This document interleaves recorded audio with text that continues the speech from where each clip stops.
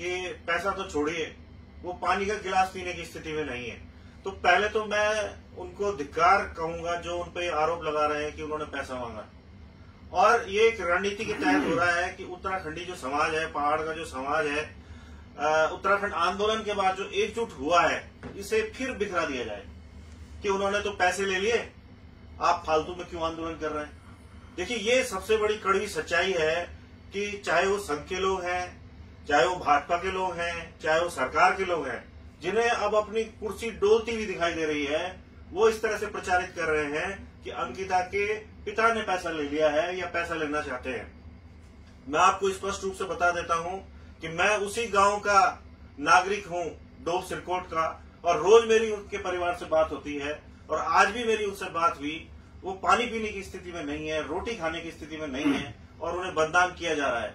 और रात के अंधेरे में जो उत्तराखंड सरकार के मंत्री वहां जा रहे हैं, उनको बहला फुसला रहे हैं। उन्होंने भी कुछ दिया नहीं है, उन्हें अभी कुछ नहीं दिया है किसी ने, चाहे वो रेखा आधे गई हो, चाहे वो कोई भी गया हो बीजेपी का, किसी ने खाली सांत्वना देके आ गए हैं वहां से, और बोल रहे हैं कि आपका देखेंगे, आपके बच्चे का रोजगार देखेंगे, ये करेंगे, वो करेंगे। तो आप इन चीजों को समझिए, जो अंकिता के परिवार की दशा है आज, और जिस तरह से उनको अब और दुखी किया जा रहा है। एक तो बेटी गई, ऊपर से उनके जख्मों को कुरेदा जा रहा है इस तरह की बात कह के।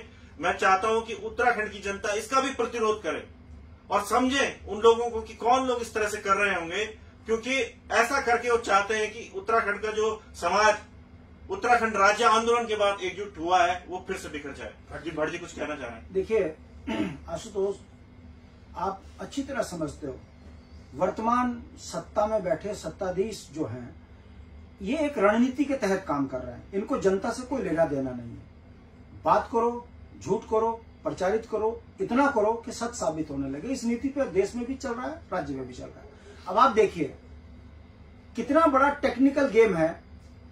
अंकिता या उसका परिवार टैक्स पेड, सुबह गुड मॉर्निंग से लेकर गुड नाइट तक सब जानते हैं, साबुन से लेकर खाने तक में हम टैक्स देते हैं। तो जो ये 25 लाख है वो अंकिता के परिवार का ही पैसा है। सरकार उनके द्वारा चुनी हुई है, वो इस राज्य के मुवज्जिह नागरिक थे। तो पैसा किसी सरकार का नहीं है, हर नागरिक का। और ये मैं बात इसलिए आपको कह रहा हूं कि लोकतंत्र में नागरिक से बड़ा कोई पद नहीं होता, ना राष्ट्रपति, ना प्रधानमंत्री, ना प्रधान, ना विधायक। पहले नागरिक होना बहुत जरूरी होता है, और अंकिता और उसका परिवार भारत का नागरिक है। उसके साथ अन्याय हुआ है, इमीडिएट उसका रिलीफ उसके द्वारा चुनी हुई सरकार को देना चाहिए। मेरा यह मानना था कम से कम 5 करोड़ 10 करोड़ रुपए, एक संदेश तो जाए कि गरीब के साथ उसकी सरकार खड़ी है। मगर क्यों? क्योंकि ये तराजू वाली मानसिकता की सरकार बैठी है और बदनाम करने में नंबर 1 है। देती कुछ नहीं है, मगर प्रचारित ऐसा कर देती है कि दुनिया के अंदर संदेश भ्रमित हो जाता है और आम जनमानस भटक जाता है। और इस आंदोलन को तोड़ने की यह साजिश जो अखबारों में बयानों से आ रहा है, मैं पूछना चाहता हूं उन तमाम लोगों से जो उसको पैसा देने में शंका खड़ा कर रहे हैं। मैं सवाल खड़ा करता हूं उन तमाम सोच पर जो सरकार के पक्ष में इस तरीके के बयान दे रहे हैं कि उसके पिताजी बिक गए हैं। अरे जिसका घर मैं देख कर आया हूं, अगर 10 आदमी उसके दुमंजिली में चढ़ गए तो मकान नीचे गिर जाएगा, इतनी जर्जर स्थिति में है। उस व्यक्ति के घर में चाय पिलाने के लिए पैसे नहीं है, मगर उस बाप का बयान सुनकर मेरे आंखों में आंसू आ जाता है कि कितनी बुरी स्थिति उत्तराखंड की हो चुकी है। वो बाप जो अपनी बेटी को खोने के बाद उसके आंसू सूख गए, और ये सरकार, निर्लज्ज सरकार, उसे बदनाम कर रही है कि इसको 25 लाख दे दिए, ये बिक गया। ये स्थिति उत्तराखंड की हो चुकी है। अगर बेरोजगार रोजगार के लिए आंदोलन करते हैं तो सरकार की तरफ से इशारे में लोग बोलना शुरू कर देते हैं, ये निकम्मे है, नौकरी लायक नहीं है, इसलिए सरकारी नौकरी कर रहे हैं, प्राइवेट में जाए, चाय बेच, पकौड़े बेचे। ये जो चल रहा है इसको समझने की जरूरत है। वो तो 22 साल में उत्तराखंड की जनता इस बात को देख चुकी है कि दोनों राष्ट्रीय पार्टियां केवल धोखा कर रही हैं। आशुतोष जी, पहाड़ जिनके लिए राज्य मांगा था उनको मिला क्या है? जंगल छिन गया, जमीन छिन गई, रोजगार छिन गया, सब कुछ छिन गया। अब बेटी भी छिन रहे, और अब हालात इतने बुरे हो गए कि हमारी बेटियों में बुरी नजर है। और अगर पूरा उत्तराखंड एक मत होकर जा रहा है तो ये दलाल संस्कृति के लोग उनको भटका रहे हैं ये कहकर कि तुम्हें क्या जरूरत, उसका बाप तो बिक गया। इसलिए ये राज्य मांगा हमने, ये राज्य इसलिए मांगा हमने। ये उत्तराखंड की जो स्थिति हुई है, इसके दोषी भी हम हैं। लड़े हम, मरे हम, बैठ गए डकैत उत्तराखंड में। सोचिए, मैं भी एक बेटी का बाप हूं। ये स्थिति अगर उसके पिता के साथ है, मैं पूछना चाहता हूं, यदि किसी मंत्री की बेटी के साथ होता तब भी क्या आरएसएस के लोग इस तरह के बयान देते? धिक्कारता हूं मैं ऐसी सोच को, और धिक्कारता हूं ऐसे लोगों को जो आज भी भाजपा को पोषित कर रहे हैं, निजी स्वार्थ में दलाल बनकर उत्तराखंड की संस्कृति और सभ्यता पर चोट मार रहे हैं। मैंने ऐसी कल्पना उत्तराखंड की नहीं करी थी। सीमाएं सुरक्षित नहीं है, पानी सुरक्षित नहीं है, जंगल सुरक्षित नहीं है, रोजगार में आपने देख लिया, युवा सड़कों पे पिट रहे हैं, मुकदमे चल रहे हैं, मंत्रियों पे कार्रवाई नहीं हो रही है। गरीब के बच्चे को पहले लालच देते हैं, 20-20, 30-30 लाख रुपए लेते हैं और उसको फिर नौकरी से निकाल देते हैं। अरे जिसने वो पैसा लिया उसको क्यों जेल नहीं भेज रहे? मंत्रियों को बचाने के लिए मुख्यमंत्री दिल्ली में चक्कर काट रहा है। ये लोकतंत्र है। मुझे दुख होता है इस बात को लेकर कि उत्तराखंड किस ओर चला गया। देव संस्कृति के लोग, सीधे लोग, भोले लोग, और आज उन महिलाओं को बदनाम करने के लिए आरएसएस के लोग जिस तरीके से अखबार के माध्यम से, चैनल के माध्यम से उत्तराखंड की जनता को दिग्भ्रमित कर रहे हैं, ये लोकतंत्र के लिए ठीक नहीं है। कहीं ऐसा ना हो कि सड़कों पर जनता न्याय करने के लिए कानून हाथ में लेने लग जाए।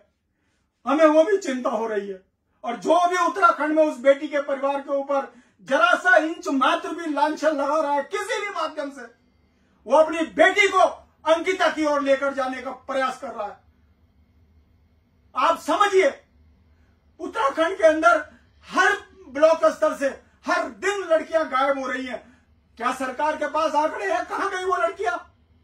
अगर अंकिता की वो चैट ना होती, उसकी वो वायरल वीडियो ना होती जिसमें वो कह रही है कि मेरी जान को खतरा है, मेरा बैग उठाइए, मैं घर जाना चाहती हूं, जंगल से निकल नहीं पाई वो लड़की, उसकी जान चली गई, हमारी संवेदनाएं खत्म हो गई हैं। आशुतोष भाई, वो तो शुक्र करे कि आप जैसे लोगों ने उस खबर को उठा दिया, तो आज वो उत्तराखंड की खबर जो है पूरे देश के अंदर चली गई। दुख की बात यह है कि 7 दिन के बाद भी खबर ये चल रही है कि उसका बाप बिक गया। पूरे उत्तराखंड की संवेदनाएं समाप्त हो गई। ये दलाल नेता जो है सत्ताओं में बैठे हैं, इनके ऊपर लगाम लगाना चाहिए। मेरी हाथ जोड़कर विनती है, जो भी अंकिता के परिवार के प्रति इस तरह की संवेदनाएं रख रहा है, उसे ध्यान करे कि नहर में तेरी बेटी भी ना कहीं चली जाए। ये भेड़िए किसी के नहीं है। बेटी बचाओ बेटी पढ़ाओ के नारा लगाने वाला भारत की सल्तनत का सबसे बड़ा कहाँ है वो जो लाल किले से कहता है मैं बेटी की बड़ी चिंता करता हूं? एक शब्द उसने उत्तराखंड की बेटी के लिए नहीं बोला। क्या जिसके नाम से उत्तराखंड में सरकार बनी है उसकी संवेदनाएं कहां चली गई? ये नौटंकी नहीं चलेगी ज्यादा, नहीं चलेगी ज्यादा ये। और मैं फिर कह रहा हूं, सिरफिरी कौम है ये, देश के लिए मर सकती है। अगर अपनी अस्मिता पर बात आ गई तो कोई ऐसा ना हो कि इन नेताओं को उत्तराखंड के अंदर रहना मुश्किल हो जाए। ये स्थिति ना बनाइए उत्तराखंड की। अगर हम देश के लिए सिर कटा सकते हैं तो अपनी अस्मिता को बचाने के लिए भी हम आर पार की लड़ाई लड़ना जानते हैं। ये लड़के राज्य लिया है। कम से कम उत्तराखंड की बेटियों का अपमान करना बंद करें। ये बहुत अच्छी प्रैक्टिस नहीं है। इस करप्ट प्रैक्टिस को बंद कीजिए। ये लोकतंत्र में अगर अंकिता के परिवार ने टैक्स दिया है तो उसका अधिकार है सरकार उसको पैसा दे। ये कौन ऐसी सोच पैदा कर रहा है कि अंकिता के पिता को 25 लाख रुपए दिए? किसके पैसे हैं? अरे उसके पिता के पैसे है, वो टैक्स देता है, सरकार चुनी है उसने। ये जो सोच है आरएसएस की, मैंने ऐसे आरएसएस की कल्पना नहीं करी थी। मैंने ऐसे संगठन के अंदर ठगों की कभी कल्पना नहीं करी थी जो हर बात में केवल और केवल सरकार बचाना और जनता को लड़ाने की मानसिकता रखते हैं। मैं हाथ जोड़ के विनती करता हूं उत्तराखंड की जनता से, उत्तराखंड की बेटियों को सुरक्षित कर लीजिए। नौजवान बच्चों के रोजगार छीन गए, अब हमारी बेटियों की जवानियां ये लोग बर्बाद कर रहे हैं। ये बर्दाश्त के काबिल नहीं है। उत्तराखंड की जनता कहीं भड़क ना जाए। हमने 1994 में भी अपने आंदोलन को भटकने नहीं दिया, वरना नारे उस समय में भी एक था, एक के बदले 10। कहीं ऐसा ना हो कि वो नारे कहीं सार्थक हो जाए। यह आंदोलनकारी की पीड़ा है। शर्म आती है मुझे वो जो लोग उत्तराखंड की उस बेटी के परिवार पर अंकुश लगाते हैं। और मैं धन्यवाद करता हूं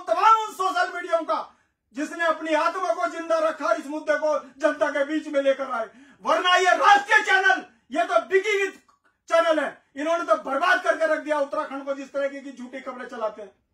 आशुतोष भाई, मैं थोड़ा भावुक इसलिए हूं कि बेटी मेरी भी है। उत्तराखंड बर्बाद हो चुका है, इसे बचा लो वरना बहुत मुश्किल हो जाएगा।